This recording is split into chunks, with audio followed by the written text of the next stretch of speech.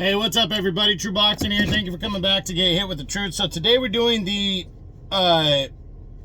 Matias versus Paro DAZN recap. Apologies that it's coming out so late.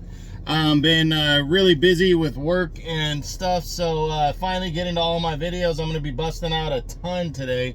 But before we get into that, if you could smash the like button, leave a comment, or subscribe to the channel.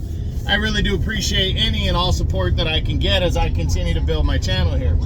So, this fight right here, Paro and Matias, you know, going in, I told everybody that Paro was a hungry fighter and to not count him out. Now, I thought Matias would eventually get to him and wear him down and stop him, but Paro just showed the heart of a lion. I mean, he boxed well, he stayed in the fight. He was moving, but Matias was landing good hard shots. It's just it wasn't enough. And Matias, I think we were kind of exposed to Matias. If he fights a guy that can box and can take his shots, and he doesn't make any adjustments, then he could lose a fight. And Paro really exposed that out of him. But Paro had to work really hard. He had to dig deep. So my hat's off to him for such a great performance, to be able to stand in there and take the punishment and box and keep dishing it back out and fighting as hard as he did. It was a really good, tough battle by both fighters.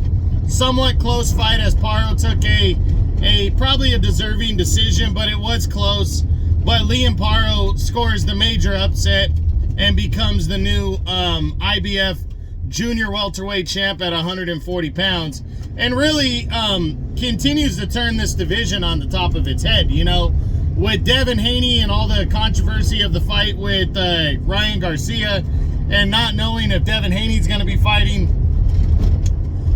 Sandor Martin in a mandatory fight, Teofimo Lopez fighting nobodies, you know, and Matias was supposed to be the shining star in the division that could really, you know, turn things around, and Paro comes in and upsets the guy.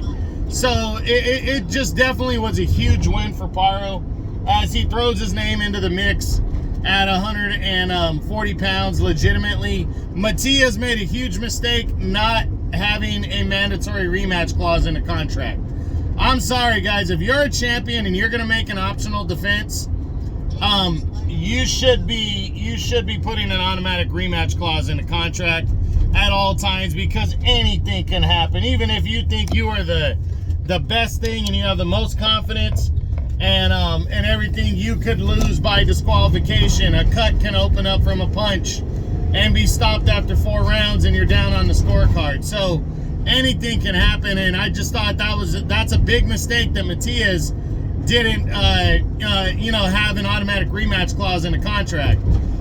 So we're gonna do the what's next on both of these fighters later on this week, so make sure you're staying you know, you're staying tuned for that. But again, a huge upset and a huge win for Australian Paro as he becomes the new junior welterweight champ, and Subriel Matias has to start over now, and we'll see what he does. But that's it. That's what I got. That's my Matias versus Paro DAZN recap from Saturday, I think it was June 15th. I hope you enjoyed the video. If you did, smash the like button, leave a comment, or subscribe to the channel.